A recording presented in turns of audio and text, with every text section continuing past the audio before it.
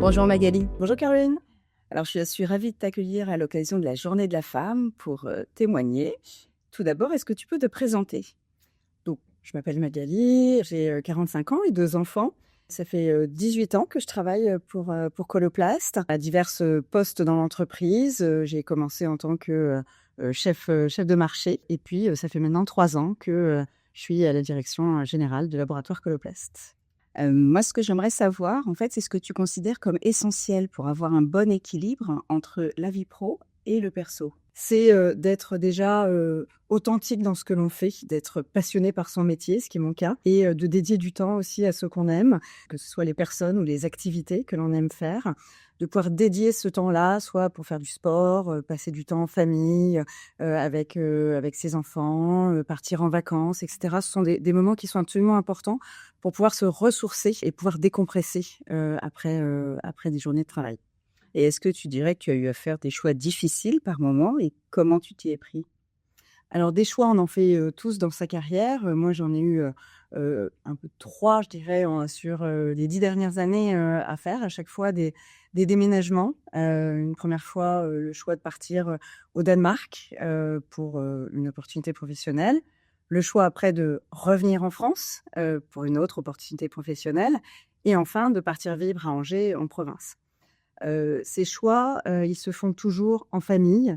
Ce ne sont pas des choix individuels, et il est, extrêmement important de pouvoir les discuter, de pouvoir échanger, sur ces choix, avec son entourage, de façon à se sentir soutenu, dans ses choix.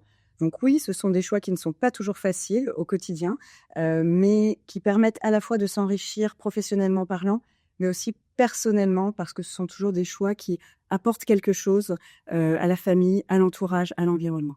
On entend parfois parler de préjugés à l'égard des femmes dans le monde professionnel. Est-ce que tu penses avoir été, l'objet en fait de préjugés dans ton parcours?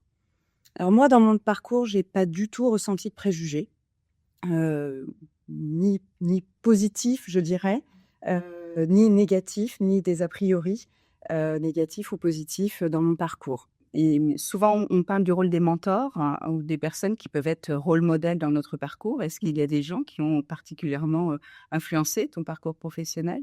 Oui, oui, oui, plusieurs personnes, des rôles modèles, féminins, évidemment, qui, sont inspirants à la fois sur, leur force de caractère, leur pugnacité pour pouvoir faire évoluer leur carrière et c'est absolument je pense pour moi, c'est important d'avoir, des rôles modèles dans l'entreprise qui permettent de se projeter et de se dire: «Finalement, c'est possible, on peut arriver, on peut le faire».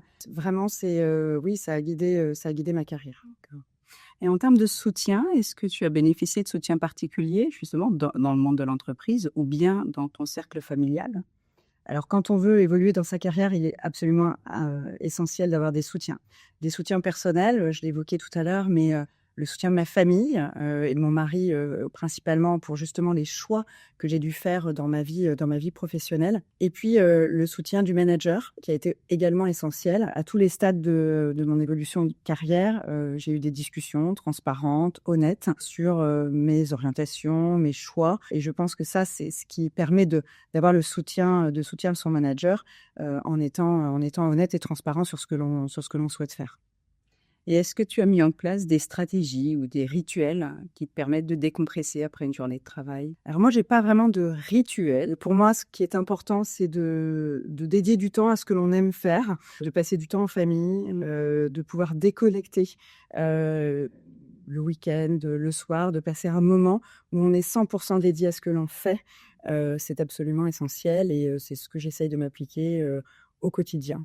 Je vais revenir maintenant sur Coloplast. Est-ce que tu peux nous dire en quoi tu considères que Coloplast favorise l'inclusion des femmes et les carrières?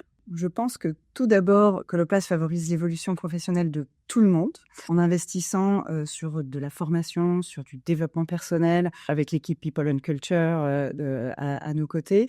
On a également aussi une politique, de respect de la vie privée, vie professionnelle qui est, clé et qui est clé pour moi aussi. Et puis, effectivement, d'avoir ce temps, que l'on peut, être flexible avec, une politique de home office par exemple, qui permet de pouvoir gérer son quotidien.